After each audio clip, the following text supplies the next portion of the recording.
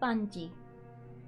I want to start off this video by saying, first of all, to my community and my viewers, this video is more hopefully for the devs, and it's different to my usual content. If you are gonna comment on this video, please keep in mind that the devs are people too. Feedback is welcome, but please make sure it's constructive and it is not an attack to Bungie or any of the devs. This video is going to be in two parts. First off is going to be a group discussion with some of my friends, the council, and we're going to discuss some of the things, the changes we'd like to see with Destiny, and how we're feeling with the current state of the game. The second part will be some things that we missed during the 2-hour session that we had. That will primarily be stuff that is affecting my gameplay. So, dear Bungie devs, I know I'm just another creator, but I do hope that you will take some of this stuff on board, and that there is a chance you may address these things. So let's start off with the section with my friends. Okay, council.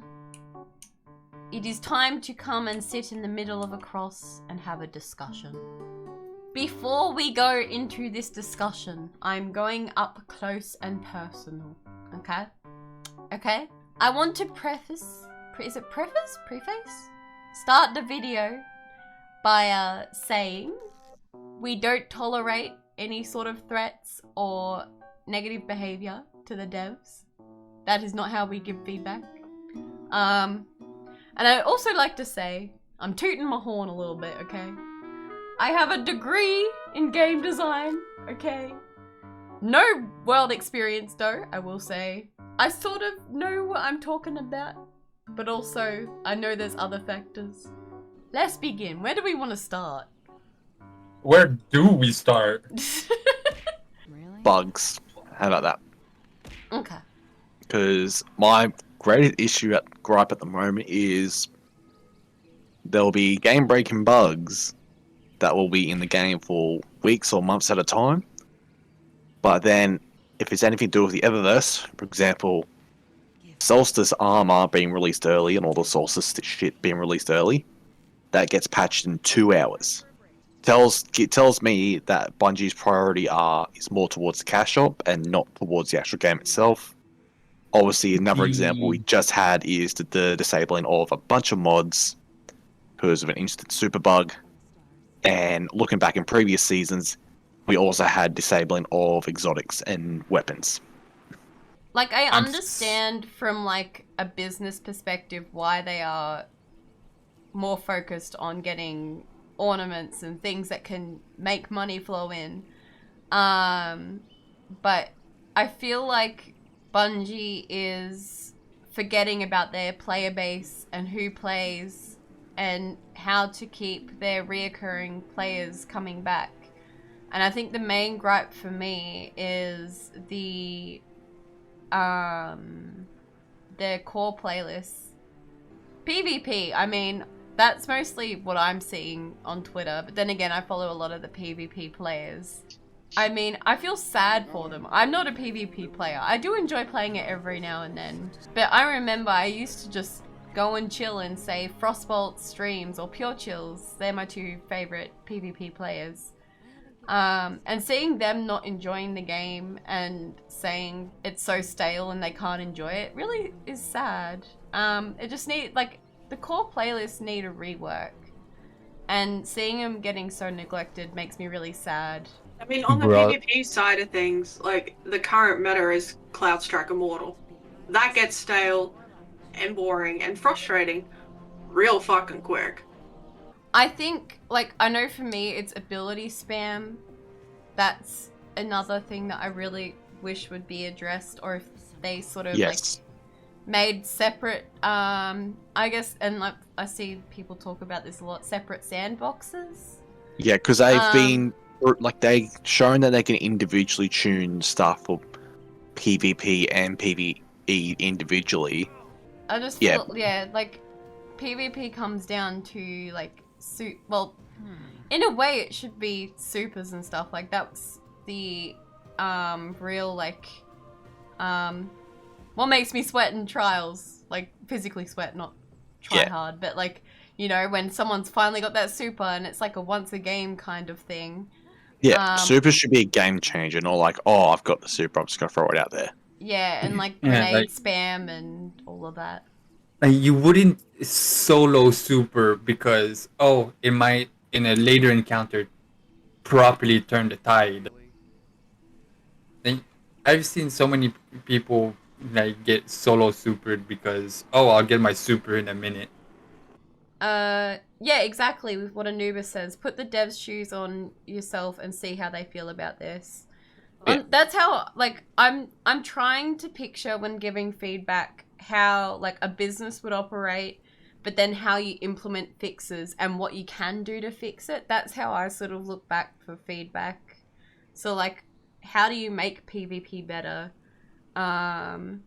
So for me, for my experience, I'd like increase timers on abilities, maybe, like when in PvP. Personally, like, I would love to see Destiny time to kill, like the original Destiny time to kill. I love the fast pace of each match. I'd love to see that. And we're also not gonna talk about the fact that aside from the rework to Gambit, the Gambit has not had an update since in 4 years. The only quote-unquote update it has, as I said, are removal of content and the rework. Like, yeah, I kind of enjoyed the rework and the few changes it has, but we have 3 maps.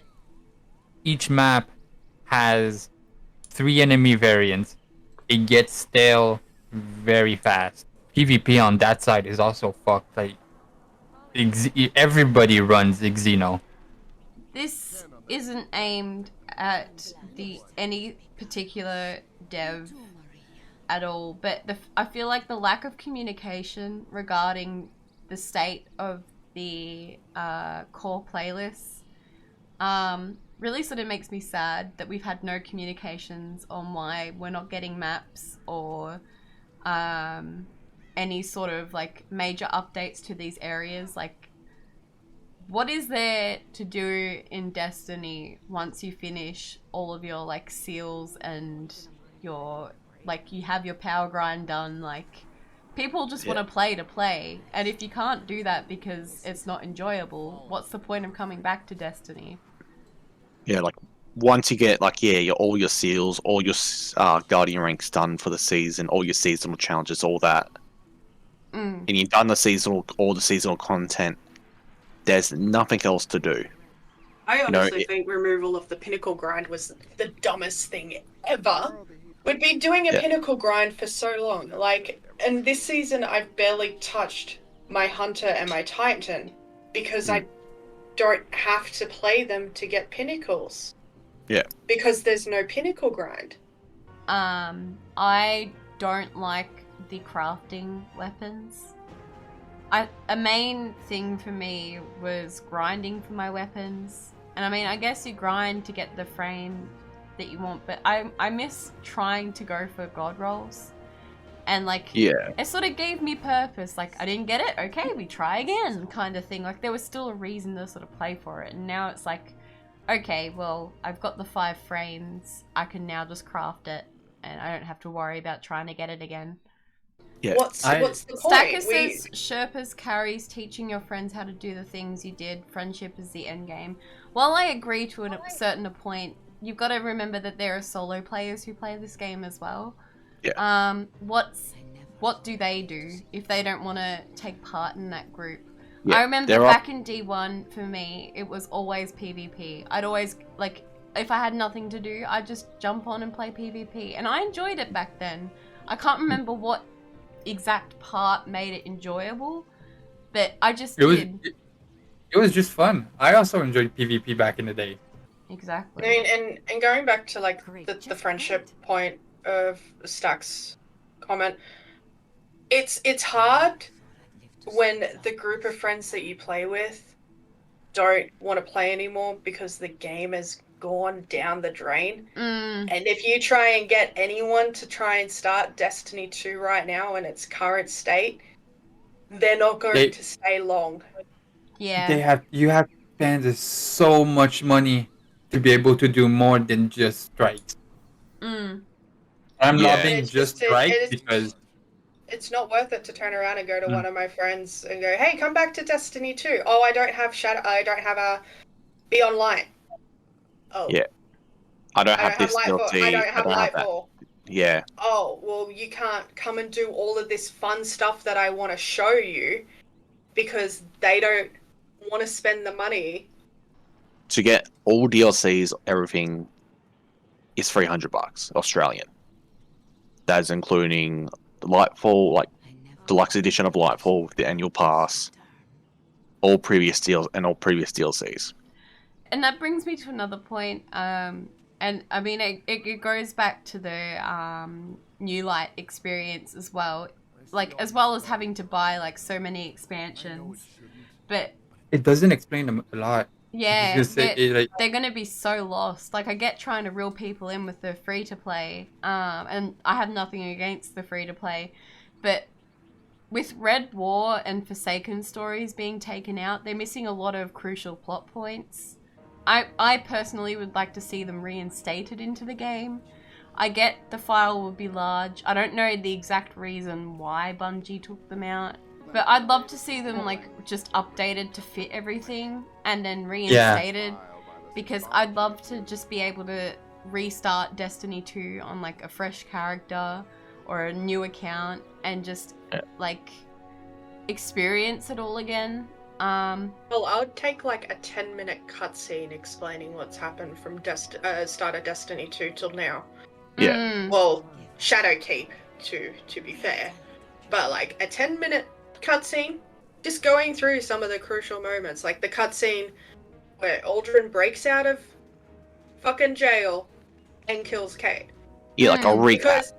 Because people coming into the game now don't understand the backstory of Crow. Yeah. And why people hate him or hated and now love him. And people And, like, don't understand Red why. War Cabal references that are thrown into the game still now, they're like, what the fuck is the Red War? Yeah, and there's people who don't understand why a lot of people are mixed about Cade coming back in Lightfall. There should be an option, like, especially if it's like, whether it's a fresh account or a fresh character, like say if like Shez and I, like if a group of us want to restart characters and go back through the story and everything together, there should be a cutscene. Like there should be like a thing where it's like, oh, okay, new character, here's what you've missed, and it just goes through. And they've proven they can do that with the seasonal recaps. In my opinion, it wouldn't be so hard. We have a timeline in the destination. You click on whatever part you want. For example, you click on Red War, you get a recap of Red War. Curse of Osiris, you get a recap of that. Click on fucking Season of Opulence, you get a recap of that season. Blood brings up a good point too. Like, you go do the Vexcalibur mission, which was last season, and it's got Ash and Mir in it. I don't know who Mir is. Yeah, see, Lily. I have Lily's no prime clue example. Lily's prime example. She does not know. Do they need to enjoy the content? How are they going to enjoy the content if they can't understand it? If I was to throw you into, and I'm going to use this as a point, in Final Fantasy XIV, and they took away half the content, and you go and do the story and stuff like that, are you going to enjoy a story if you don't understand what's going on? I'm not going to enjoy a game if I don't understand what's going on. Like, if you're just doing mindless killing without knowing why you're doing mindless killing, like, I'm not gonna stick around much longer because, like, I want to know what I'm doing. The Destiny 2 story is hitting, what, 10 years this year? Yeah, 10 years. Well, not, Yeah, sorry, not 10 Destiny years. 2, but, like, the Destiny story Yeah. is hitting 10 years this year. Yeah, next year, yeah. And it has such a diverse lore system as well. Like, it's very story, like, driven game. From D1 to now, a third of it is missing. Yeah. Essentially. And it's not like the beginning third. They took the fucking middle out. It's like you're reading a book and you read the first third of it and then the last of it, and like, oh, how did that character get together? And wait, that character was at the start. Why aren't they at the end now? Yeah. Like, it's literally reading a book and just skipping to the end. Like, Yeah.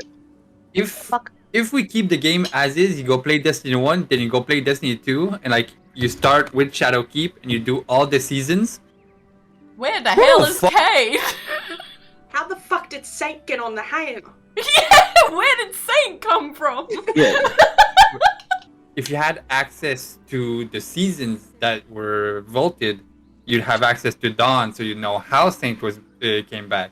You wouldn't know much about, like, if I remember, Osiris during that season refers to a few things that happened during the Curse of Osiris DLC.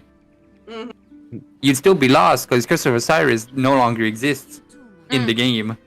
Your response to that is basically the same. My name is Blythe. Like, yes, he does do deep lore coverage, but there are people who want to go and experience it themselves. Yeah, and like also for me, like, I'd like to experience the story first. Then if I don't understand 100%, then I'll go, look up, for videos. searching for videos for an explanation. Which leads me to another point I wanted to talk about. The direction of storytelling and their recent experiment with Lightfall, and how they did the story, and how the expansion and the seasons are meant to tie together to tell the entire story instead of the expansion that you paid for. I don't think it's a good direction. I've seen a lot of videos regarding how there was so much left unanswered, and I think they should just go back to how they do, like, each expansion should have the start and the end. It shouldn't be continued into seasons. Some people won't get the deluxe, and they will be left with so many unexplained answers. There are people who will only just buy Lightfall and won't be able to experience the seasonal stuff. The 2 DLCs where they did it right and they told the story from start of DLC to finish of DLC are the 2 biggest ones they ever did. Taken King and Forsaken. The story was started and wrapped up by the end. And then we didn't have anything to question after both DLCs because it was answered. Yeah, like there's like, obviously they'll give like lore bits and like which what people will question about, but the main story, you got the start of the story, you got the end of the story. The story shouldn't be at the start of the year. Oh, we're getting a bit here, we're getting a bit there, we're getting a bit here. Then it's going to wrap up here. That's bad storytelling, and to me, it tells me that they're not confident in their storytelling. In my opinion, at the end of the expansion story, your only question should be, all right, what now? Yeah, and then it dives off. Yeah, what Seb says. I mean, it wasn't fully wrapped up for Forsaken, but it was cohesive and able to be understood. And I think that's the biggest point for storytelling is people need to be able to understand. And there was a lot that we just didn't understand at the end of Lightfall. And I really hope Final Shape we get answers at the end, not a whole lot more that's meant to tie into whatever's beyond the Light and Dark saga. They need to wrap up the Light and Dark saga in a nice little present with a bow and say, okay, this is it. Yeah. That's it. No more questions, no more going off into the seasons after the Final Shape to like complete the rest of the story. It should be, and again, I'm going to use Final Fantasy for this because they've literally just done this. The 10-year story that they did got wrapped up at the end of Endwalker. Like, that was it. That part of the story is done. And then in the bridge between 6.0 to 7.0, we're leading into their next story. And that's what they need to do for Final Shape. And the seasons they bring and along the with seasons after Final Shape should be hinting at what's to come, not continuing the light and dark story. I mean, there were still questions even after DLC, really. Taken King for us gave us lore on the Hive and the new enemy type. Forsaken gave us questions of how long until the Awoken been here, who's Riven, Aldrin's back. But we all got answers to those in a short time frame. Whereas with this, we still have so many questions that should have been in a shorter time frame around what we paid for and played through. Yeah. If 5 months in, we learned what the veil was. Let alone the origin of the witness. That honestly probably should have been talked about in Lightfall. Yeah.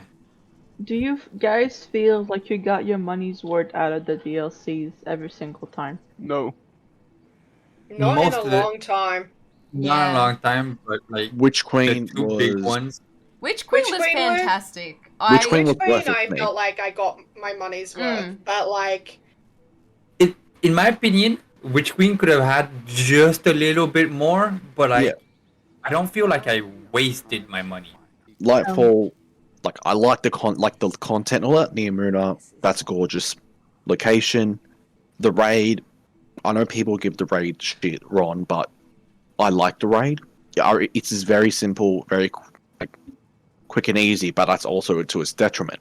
When people think of raids, obviously they think of, grueling challenges requiring 6 people. Not one person does the mechanic while everyone else does ads for a first encounter, then 2 people have to do the mechanic.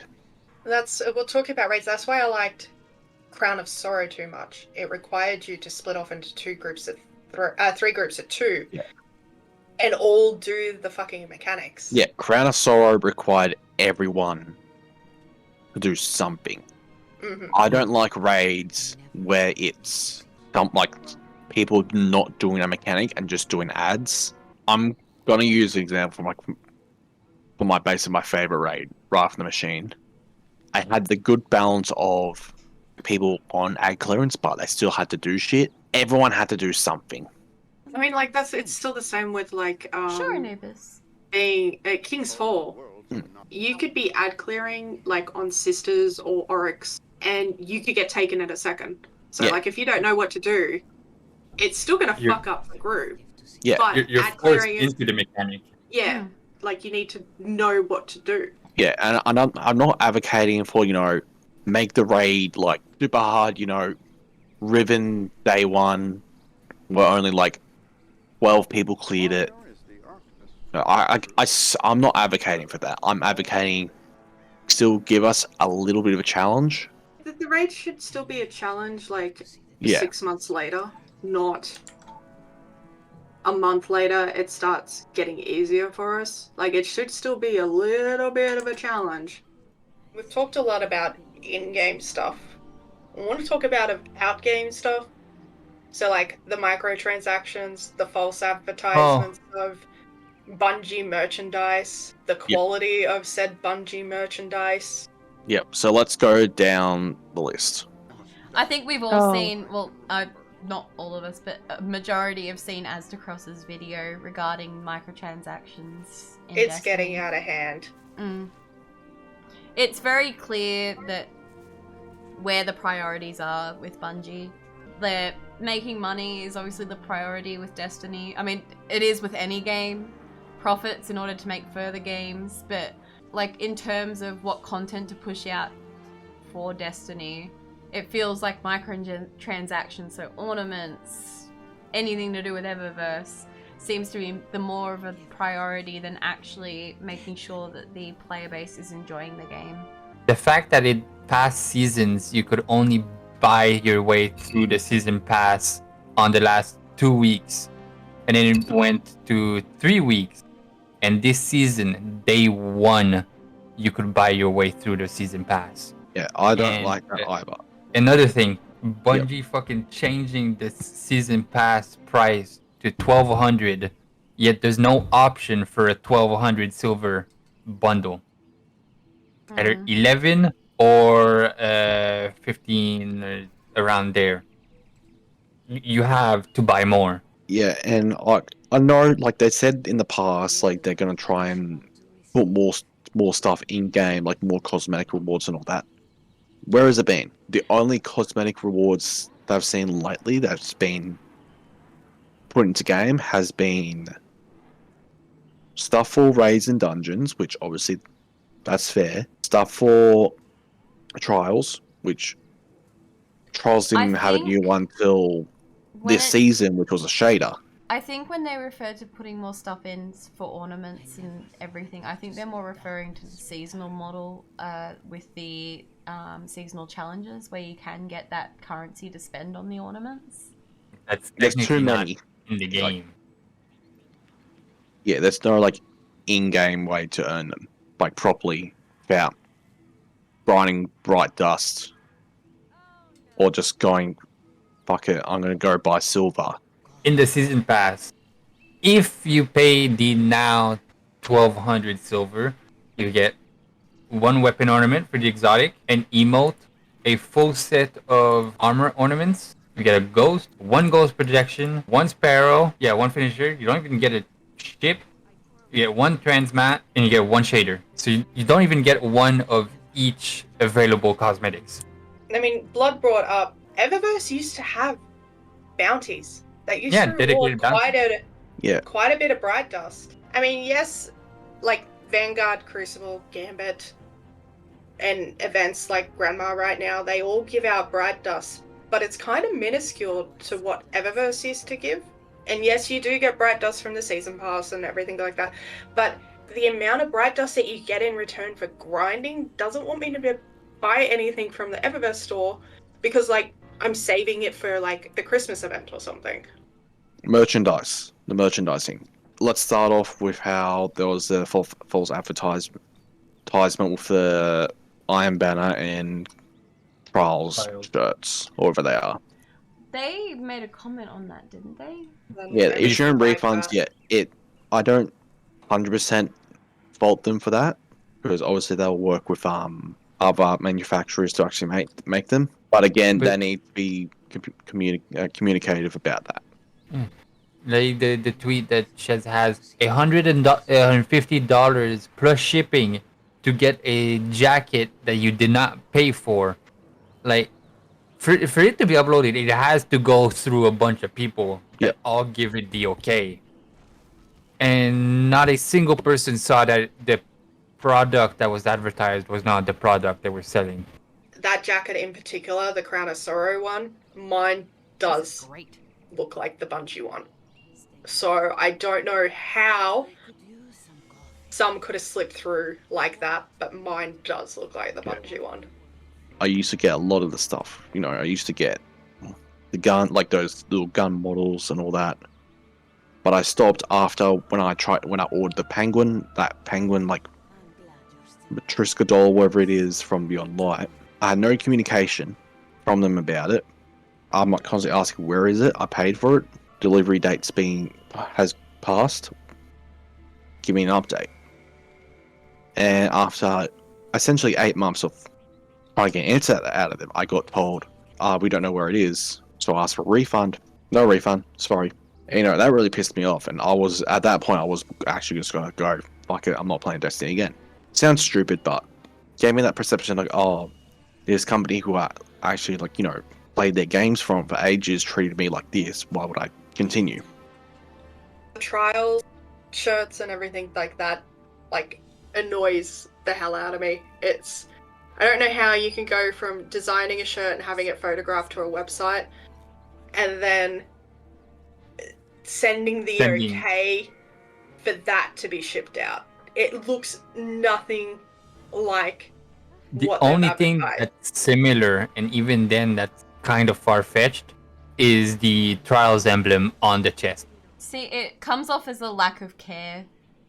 I'm sorry, I am throwing this in the extreme, but from my perspective, it's not perceived as a lack of care. It is a lack of care. As much as Bungie are a group of people working at a company, it's still a corporation. Yep. They need to be held to a high standard. But Stack, they still have to give the okay for things to be shipped. Yeah. They have to they have to get a sample of what is being made for them to turn around and go, okay, mass production, make a mass production of this in so much amount, or put it up on the website that we can sell this. Kind of a tangent, but like some of the interaction, I'm not gonna name any names, obviously, but some of the interactions with the community recently are just atrocious. To players just straight up being told by higher ups that they do not care about the players' opinions, and even if I remember the name, I wouldn't say it because even if they said they do not care about the community, they don't deserve to be harassed. You still shouldn't tell a player basically to their face, I don't care what you think. Like, Destiny went from having like one of the best community manager teams and winning like gaming awards for how they deal with the community and how they respect the community and everything to now. And I do feel bad for all of the devs that still feel like they're at risk just for working at Bungie. Like, I did see the Reddit post and I read it out to, I think it was Ender and Vixen and was it Jay?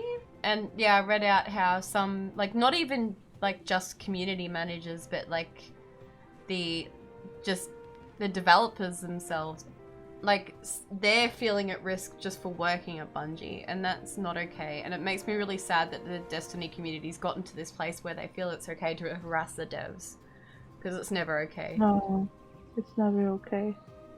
Never okay to harass anyone. In my opinion, it goes back to what I said earlier.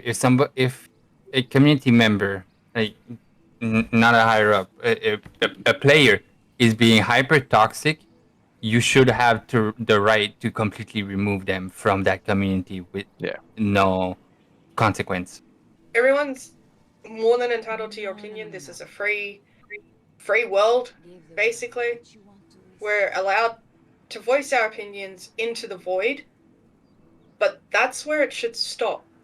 Whether it's you make a video or anything like that, like, you voice your opinion into the void, you've gotten it off your chest, and it stops. You voice your opinion into the void, and then you just let it stay in the void. Like what we're doing, we're posting this video out. I do hope that, like, the devs can see this and take it as feedback, and I hope nothing has upset the devs. I don't want to upset any of you. We just want to voice our concern because we love the game. We love Bungie. But we want to see the game in a healthy and enjoyable place, and that's ultimately what we're trying to do here. I do hope that they do take notice of how many videos are being released about the current state of Destiny, whether it be Az's video on microtransactions, a generalized video on this one, a rant about the current state of PvP. Like, I hope they just take notice of how many videos are now coming out about just the state, and they turn around and go, oh, okay, maybe we should kind of do something. So I reckon we should start wrapping this up, because obviously I didn't even look at the time. We've been at it for a while. Yeah. So closing thoughts. We'll go around the circle. Starting with Shez, your closing thoughts. I just want to see more focus on, not so much what can we make money from, but how do we keep people coming back so that they will spend money, not just for, not just to focus on the ornaments and stuff that you can buy from the store. More like, for instance, Solstice is the exact same as last year. There's nothing new activity-wise and getting me back to play apart from doing, like, the bounties and the, like, challenges. The only new things is what's in the store. I just want more focus on what content's coming out rather than what ornaments and other cosmetic things we can push out with it. Yeah, with Solstice, I'd rather them just go back to the older model instead of this bonfire stuff. At least we actually have to go do activities. to get the armor, as opposed to literally just this year walking up to grandma and getting the item. Anyone else have any closing thoughts? I've just been listening this whole time because I'm mostly a second-hand player. I don't play the game as much because everybody around me is getting disappointed about the game more and more, and it just brings me to not play the game. I've only booted the game today because I wanted to play with my friends. If the people that play the game every day would enjoy the game, then it would bring more people to the game, like me, to put it up more often than just once per 2 seasons. I don't have any other closing thoughts besides echoing what everyone said about the current state of the game. Again, I love to see this game grow and evolve to something a lot better. Myself, like, I've been a fan of Bungie since Halo 3 days. I just want them to grow and make the best game that they want. The comments about how the whole time Destiny was created just to fund Marathon, if that was the case, why are we almost at 10 years at Destiny? Because if Destiny was only created to fund Marathon, we've only would have had like probably 1 or 2 years of Destiny, and that's it. Like in their GDC talk, they had 3 steps: build trust, get player retention, and then build revenue. I never even knew they said that. So I'm really surprised. But yeah, they really have strayed very far from that. Anyway, I am gonna wrap it up right here. I'm sorry if people have other stuff to talk to. I have work tomorrow, so I'm gonna be tired as shit because it's now 11:30. Chat, say bye to YouTube. Say bye-bye. There we go. Yeah, there we go. Everyone say goodbye to YouTube, the YouTubes, and I wish we could have talked more because there was more I wanted to cover. But of course time wasn't of the essence. However, there is one thing I would like to also add on. I've been coming across a lot of cheaters, especially in trials. I've been doxxed a couple times when playing, which really has me questioning the integrity of the game and if BattleEye is actually working and what is actually being done to prevent this from going further. Because it really just feels like we're back again with how things were before the regulations came in, before BattleEye came in. It makes me sad and less motivated to play PvP. I'm not a PvP player. I mean, in my streams, in my videos, you can see that.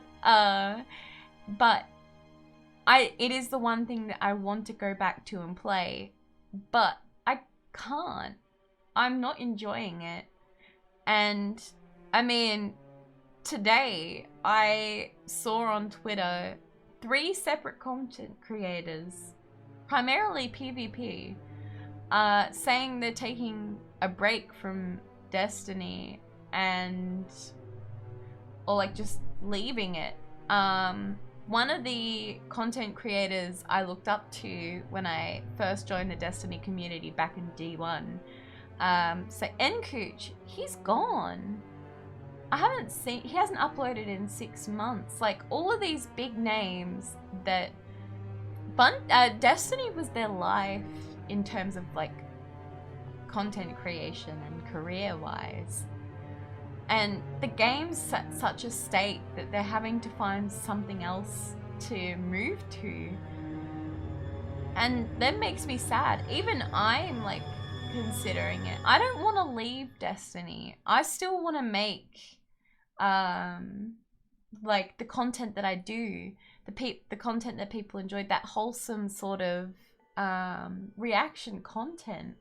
And I really don't want to offend the devs. You guys, like, you do an amazing job just to bring this game to light, and I really don't want to downplay that. But it really feels like the heart for Destiny isn't there anymore. And really makes me sad.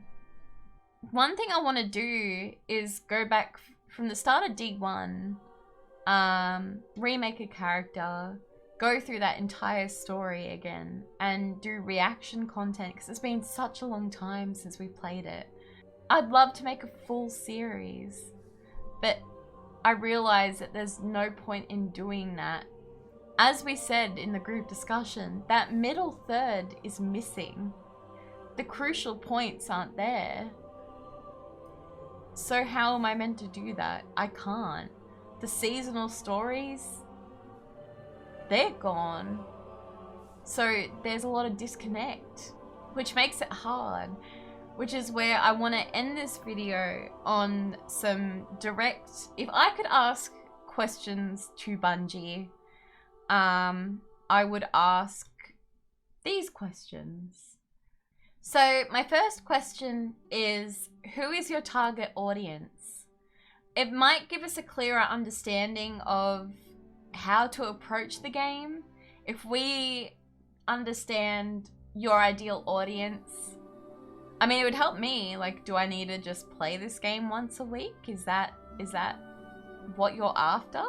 My second question, is there a chance that you can find a balance to like cater to both those that don't have time to get into Destiny like 24/7, and then those hardcore players like myself and say True Vanguard, Glad, iFrostbolt? Is there a way you can cater to all of us so that we have something worth to play for, an enjoyable core playlist experience? My third question, is there going to be major updates coming, or do you plan to revitalize Crucible and Gambit and even Strikes so that they are more enjoyable for the player base that want to play Destiny but have nothing that they can do? And 4, is there a way we'll be able to catch up on the content that has been taken out? Are you planning a way to stitch up that loophole that you've made by taking out Red War and Forsaken stories? There's way too much FOMO and lack of content for the money. I'm now questioning, like, it's sad, I don't want to, but I'm now thinking about like what games can I turn to help grow my content since Destiny has been going like so dry. This next part is to the community. It's not aimed at everyone. Not everyone is like this. A majority of you can ignore this part. But to the community that has so much frustration that they need to be violent and hateful with their words, you disgust me. You are such a lowlife to think that you have the rights to attack and belittle the devs that are making your game. You do not have the right to do that. And I am so glad DMG was able to get justice for what was done to him. And the fact that we have had to lose direct contact with community managers and devs in general because of this hate and violence is shocking. It's disgusting. And I really hope you think about your life and how you treat others, because they are human. And without them, you wouldn't have this game. So you should be grateful. You can be unhappy with the game, disagree with views and directions. I disagree with views and directions with Destiny, but I recognize that they are human too. They are just like you and me. They go to a job 9 to 5, probably different hours, I don't know. And they work on this game for you. So treat them with respect. I'm appalled. So appalled that they are still facing death threats and hate and violence. I want it to stop. And I wish I had the power to make it stop. So please just heed my words and think. Because these devs have made the world, made the game that we love to play. I'm eternally grateful because they've made me who I am today. As a content creator, as a friend to a lot of my council. We wouldn't be friends without Destiny. So I am grateful. That is basically what I wanted to say. Thank you for watching if you've managed to make it this far. It is a very long video. And to any devs that have made it this far, again, I do love the work that you're doing with Destiny, and I do hope that the feedback that it was given doesn't upset you or offend you in any way.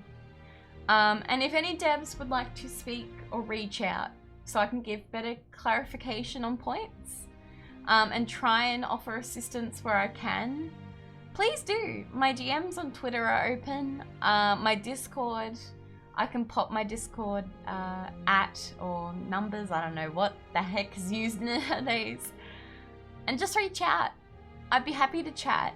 I want to help make this game great. So if I can help in any way possible, please reach out. Thank you so much for watching my video. And I'll see you guys all with my next one, I guess. I don't know what I'm doing from here. I love you all. Bye-bye.